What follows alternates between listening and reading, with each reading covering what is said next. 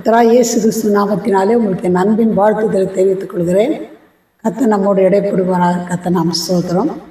நாளில் உலகத்தில் நம்ம பார்க்கும்பொழுது கர்த்தர் பிள்ளைகளாக்கலாம், உலக ஜனங்களாக்கலாம், யாராக இருந்தாலும் ஏதோ ஒரு சூழ்நிலை மத்தியில் ஒரு சோர்ந்து போன நிலைமையில் இருக்காங்க. இந்த சோர்ந்து போன சோறு வராதுன்னு சொல்ல முடியாது. அப்பேற்பட்ட எலியா தீர்க்கதரிசி அக்கினியை வரவழைச்சு அப்படியே அந்த பலியை பட்சித்து தண்ணியெல்லாம் நெக்கி போடுற அளவுக்கு நெருப்பை வரவழைச்சார். சும்மா ஒரு சின்ன ஜெபம் பண்ணி. அப்போது நம்ம அவருக்கே சோதனை வந்துடுச்சு. இன்றைக்கி நீ இந்த மாதிரி தீர்க்கதரிசிலாம் வெட்டி போட்டல, பாகால் தீர்க்கதரிசி, நாளைக்கு இந்நாட்டில் உன் தலைவன் இருக்காதுன்னு சொல்லிச்சு அந்த அம்மா எசபேல்ற ராணி. அப்போ அவர் என்ன பண்ணிட்டாரு, சோர்ந்துட்டார். ஐயோ அவள் ஏன் தலையை வெட்டி போடுறதா, அதோட கத்தரை எடுத்து நான் மேலன்னு ஒரு சூரிய செடிக்கிட்ட போய் படுத்துட்டு எடுத்துக்கோ ஆண்டவரேன்னு சொன்னான். ஆனால் கத்தரை எடுத்துக்கல. அவரை பலப்படுத்தி அவரை வல்லமையாக பயன்படுத்தி அப்புறம் பரலோகத்துக்கு எடுத்துன்னு போய் இன்னும் கூட உயிரோடு இருக்கிறார், சாவே இல்லை. சரி, இப்போ நீங்கள் அவங்களுக்கே சோறு வச்சு நம்மளுக்கு வராதோ வரட்டும் வரதா என்ன பண்ணுறது, அவளுக்கு அப்படி யோசிக்காதீங்க. இந்த வேத வசனத்தில் படிக்க தியானிக்கும் போது கர்த்தர் கண்டிப்பாக இதில் ஒரு அற்புதமான கிரியை செய்கிறார். வசனத்துக்கு அவ்வளோ வல்லமாக அவ்வளோ பவர் பாருங்கள். இப்போ நீங்கள் சோர்ந்து போன ஒரு சூழ்நிலை இருந்தால் ஒரு 4 ஆலோசனை சொல்கிறோம் வசனத்துலேருந்து. இதை நீங்கள் பின்பற்றினான்னா கர்த்தர் அற்புதம் செய்வார். முதலாவது ஒரு காரியம் என்ன பண்ணுனாக்கா, நீ எந்த விதத்தில் சோர்ந்து போய் உன் பலத்தின் மேலே நீ ஆதாரப்படாத. என்னால் முடியல, இதை என்னால் செய்ய முடியாது அப்படி யோசிக்காத. உன் பலத்தின் மேலே ஆதாரப்படாத. கிறிஸ்துவே பார்த்து கொள்வார், எல்லாவற்றையும் அவர் பார்த்துக்குவாருன்னு அவர் மேலே நீ பலப்பட்டுனாக்கா, தேவ பலத்தில் நீ சார்ந்திருப்பாயானா நீ ஒரு காலம் சோர்ந்து போவதே இல்லை. பாருங்கள், ஒரு வசனம், அருமையான வசனம் இருக்குது. ஏசாயா 40:27, யாக்கோபே இஸ்ரவேலே என் வழி கர்த்தருக்கு மறைவாயிற்று என்றும் என் நியாயம் என் தேவனிடத்தில் எட்டாமல் போகிறது என்று நீ சொல்வானேன். அதிலே 28ஆம் வசனம் 40, ஏசாயா 40:28, பூமியின் கடையாந்தரங்களை சிருஷ்டித்த கர்த்தராகிய அநாதி தேவன் சோர்ந்து போவதும் இல்லை, இளைப்படைவதும் இல்லை. இதை நீ அறியாயோ, இது நீ கேட்டதில்லையோ, அவருடைய புத்தி ஆராய்ந்து முடியாது.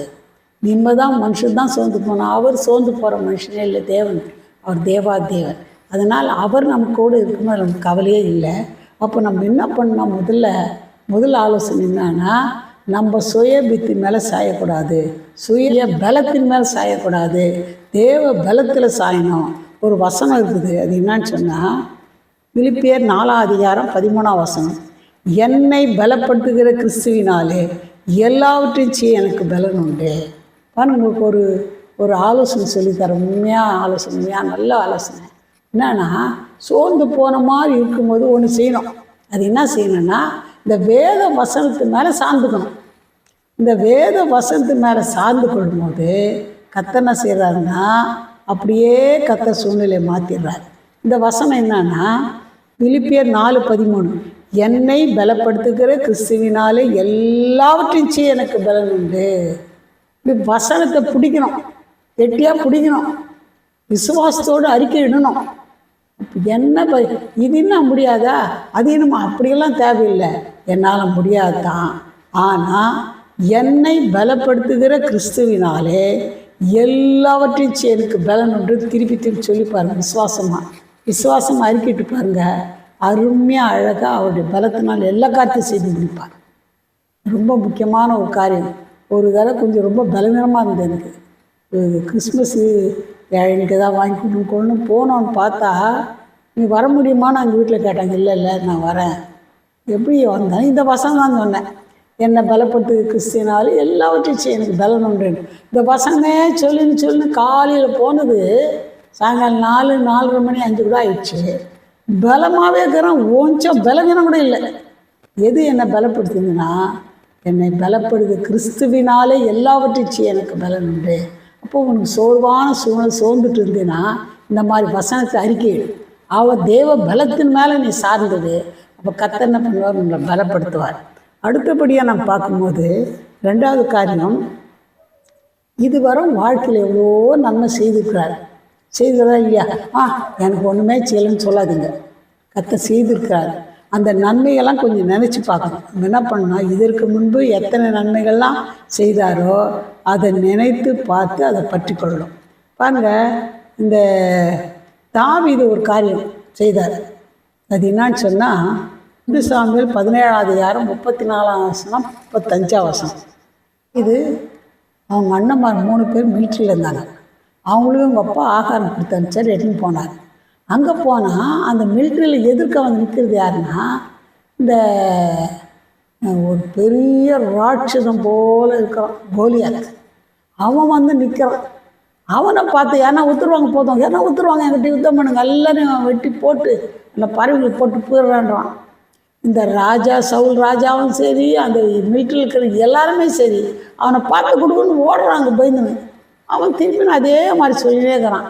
அந்த நேரத்தில் தாவீது கொண்டாந்து ஆகாரம்லாம் கொடுத்துட்டு போய் பார்க்குறேன். என்னான்னு கேட்டால் அது ராஜா ஒரு ஸ்டேட்மெண்ட் சொல்லிட்டாரு. என்னன்னா, அவன்கிட்ட யாராவது யுத்தம் பண்ணி ஜெயிச்சா என் மகளை கல்யாணம் பண்ணி கொடுத்து அவனை வந்து என்ன பண்ணுறான், பெரிய பதவியில் வச்சிருவான் நானுன்றார்.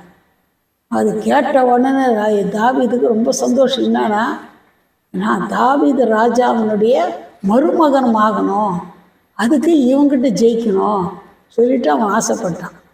கர்த்தர் பார்த்தாரு, நீ என்னப்பா இதெல்லாம் யோசிக்கிறியா, ஏன் அது முடியாது, அவரை பலப்படுத்தினார்.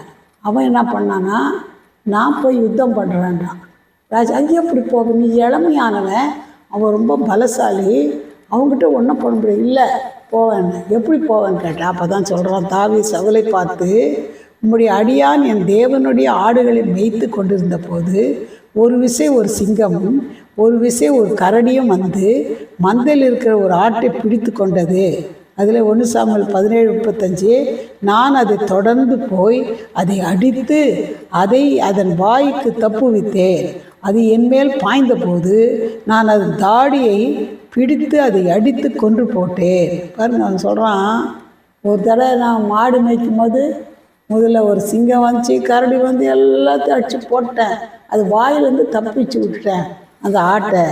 அது விருத்த சேதனம் இல்லாத இந்த இவன் எகிப்தி என்ன பண்ண முடியும், இவன் பெலிஸ்தன் என்ன பண்ண முடியும், இந்த கோலியாத்து என்ன பண்ண முடியும், நான் ஜெயிச்சுவேன்னு போகிறான். பாருங்கள், முன்னால் செய்த கர்த்தர் நன்மையை நினைத்து அந்த சிங்கத்தின் வாயிலிருந்து கரடி வாயிலிருந்து தப்பித்த தேவன் இந்த விருத்த சேதனம் இல்லாத இந்த கோலியாத்திலேருந்து தப்பிப்பான்னு விசுவாசமாக அறிக்கைட்டான். நம்ம என்ன பண்ணோன்னா, இதுக்கு முன்னால் கர்த்தர் பெற்ற நன்மைகளை அதன் மேலே சார்ந்துக்கணும், விசுவாசிக்கணும். அது மட்டும் இல்லை, இன்னொரு வசனம் பாருங்கள், சங்கீதம் 77 5ஆம் வசனம், பூர்வ நாட்களையும் ஆதி காலத்து வருஷங்களையும் சிந்திக்கிறேன். இந்த மாதிரி கஷ்டம் வரும்போது, பிரச்சனை வரும்போது முன்னால் கர்த்தர் நமக்கு என்னென்ன உங்களுக்கு நன்மை செய்த சிந்திச்சுப்பாங்க.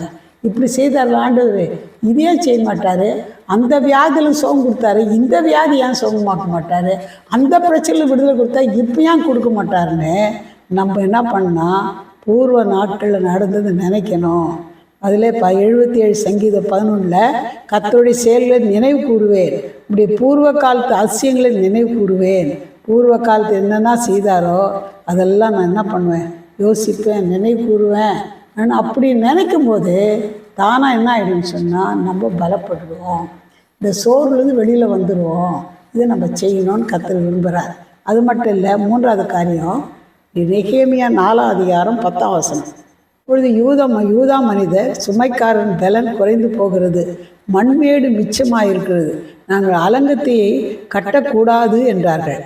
பாருங்க, நெகேமியால் என்ன சொல்கிறாருன்னா, அலங்க கட்டணும்னா மண்மேடு தான் மிச்சமாக இருக்குது. மண்மேடு சில பாஷைகள் என்ன இருக்குதுன்னா, தெலுங்கில் பார்த்து குப்பை இருக்குது, அதனால் நாங்கள் ஜெயிக்க முடியாதுன்றாங்க.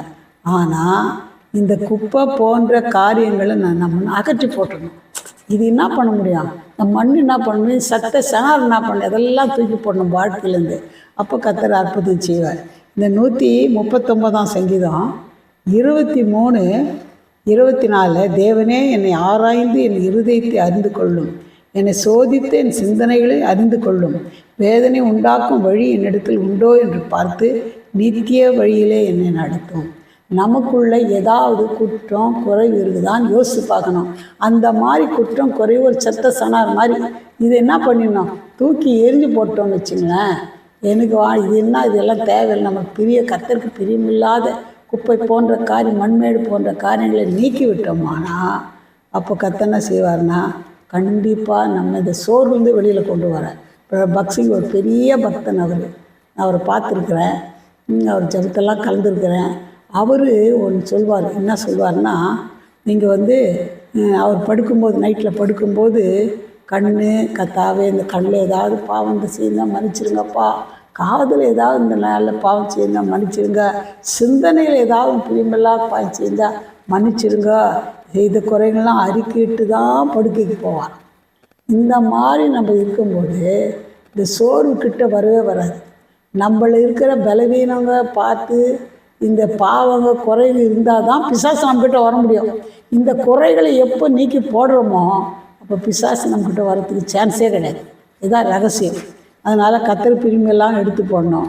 4வது காரியம் என்னென்னா, நம்ம ஜெப அறையை மறக்கக்கூடாது, ஜெப நேரத்தை குறைக்கக்கூடாது. எவ்வளோ பிரச்சனை இருந்தாலும் சரி, யார் இடத்துலும் போகக்கூடாது. பிரச்சனை வந்துடுச்சு, எங்கே போகிறது, யார்கிட்ட அப்படி யோசிக்காதீங்க. இது முதல்ல பிரச்சனை குறைங்கெல்லாம் கற்றுட்டு சொல்ல கற்றுங்க. அதான் ஜெப இடத்தையும் விடக்கூடாது, ஜெபத்தில் நேரத்தையும் குறைக்கக்கூடாது. எல்லா சூழ்நிலையும் மற்றவங்களுக்கு சொல்லாதபடி அவர்கிட்ட சொன்னால் சூழ்நிலை மாற்ற அவர் வல்லமுள்ள தேவனாக இருக்கிறார். தானியேலை பற்றி நம்ம பார்க்கும்போது, தானியேல் 6:10, தானியேலோ வென்றால் அந்த பத்திரத்து கையெழுத்து வைக்கப்பட்டது என்று அறிந்த போதிலும் தன் வீட்டுக்குள்ளே போய் தன் மேல் அறையிலே எருசலேமுக்கு நேராக பலகணிகள் திறந்திருக்க அங்கே தான் முன் செய்து வந்தபடியே தினம் 3 வேளையும் தன் தேவனுக்கு முன்பாக முழங்கால் படியிட்டு ஜெபம் பண்ணி ஸ்தோத்திரம் செலுத்தினான். வழக்கத்தின்படியே ஒரு நாளைக்கு 3 தடவை ஜெபம் பண்ணுவான் தானியேல். ரொம்ப சும்மா சாதாரண ஹெல்ப்பரில், சின்ன வேலை இல்லை. அவர் பெரிய பதவியில் இருந்தார். அதுவும் புறஜாதிய தேசத்தில் பாபிலோனில் இருக்கிறார், அடிமையில ஸ்தானத்தில் இருக்கிற. ஆனால் கர்த்தர் அவரோடு நல்லா, கர்த்தரோடு அவர் ஐக்கியமாக இருந்தார். என்ன பண்ணுவோம், ஒரு நாளைக்கு தினம் 3 வேளை மேலே, அதாவது முதல் மாடியில் போய் அங்கே ஜன்னல்லாம் எருசலேம் நேர ஜன்னல் திறந்துட்டு முழங்கால் படியிட்டு ஸ்தோத்திரம் பண்ணி என்ன பண்ணுவாராம், ஜெபம் பண்ணுவாராம் 3 வேளை. 3 ப்ரேயர்வாங்க, 3 டைம்ஸ் ப்ரேயர். அப்படி செய்வார். இந்த பாத்திவரா இவனுக்கு இப்படியே உயர்த்துறாங்க, எங்கேருந்து பிடிச்சிருந்த அடிமை நம்மளை விட்டு இந்த ராஜா, தரிய ராஜா வச்சு எங்கெங்கோ தூக்கி வச்சார், உயர்த்துறாருன்னு சொல்லி கோபம் அவங்களுக்கு. அதனால் எப்படின்னா மாட்டிக்கணும்னு பார்த்தா எந்த கோயிலும் மாட்ட முடியல. அப்போது ஜெபக்கு கூட யாரும் ஜெபிக்கக்கூடாது, இந்த விற்கிறவங்க தான் வணங்கொழிய இன்னும் வேறு தேவனை வணங்கக்கூடாது, அப்படி வணங்கினா சிங்க கவியில் போடுவோம்னு சொல்லி ராஜாவுக்கு சொல்லி எல்லாம் கையெழுத்தெல்லாம் போட்டாங்க. அது தெரிஞ்ச போதிலும் அவன் வழக்கத்தின்படியே ஜெப நேரத்தையும் குறைக்கல, ஜெப இடத்தையும் மாட்டல. எல்லா பிரச்சனை மத்தியில் அவன் ஜெபத்தை தொடர்ந்து வழக்கத்தின்பாலே கதவுக்கு சாத்திட்டு உள்ளே உட்காந்து ஜெபம் பண்ணல, கீழே போய் ஜெபம் பண்ணல. வழக்கத்தின்படியே மெத்த மேலே போய் இந்த ஜன்னலை திறந்து விட்டு முழங்கால் போட்டு ஸ்தோத்திரம் பண்ணி ஜெபம் பண்ணான். எல்லாம் பார்த்துட்டு போகிறாங்க, பார்த்துன்னு வந்தாங்க.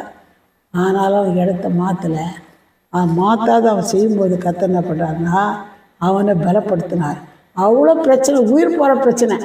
தூக்கின்னு போய் பட்னியாகிற கேபியில் தூக்கி அவனை போட்டால் என்ன பண்ணோம், ஒரு எலும்பு இல்லாத புரிகிறோம். அந்த மாதிரி சூழ்நிலை கூட ஜெபத்தை மாற்றலை, ஜெபத்தை குறைக்கலை, தொடர்ந்து செய்தான். அவள் கர்த்தர் என்ன பண்ணார், அவனை தூக்கி போட்டாங்க ஜனங்க. ஆனால் எல்லா சிங்கத்தின் வாயை தூதர் அனுப்பிச்சு கட்டிட்டார், ஒன்றும் நடக்கலை. அதுக்கப்புறம் ராஜா பார்த்து யார் அவன் மேலே சாடி சொன்னாங்களோ, கோல் சொன்னாங்களோ, அவங்க குடும்பமாக இவர் மேலே எடுத்து விட்டு அதே சிங்க தூக்கி போட்டால் அவங்க உள்ளே போய் உழுத்துக்கு முன்னாலே எலும்பெல்லாம் பொறுக்கிடுச்சு. பாருங்க, கர்த்தர் நல்லவர். நீ சோர்ந்து போன நிலைமையில் இருப்பாயானா ஒன்று செய், யார்கிட்டையும் ஓடாத, மனுஷர்கிட்ட ஓடாத, கர்த்தர்கிட்ட போ.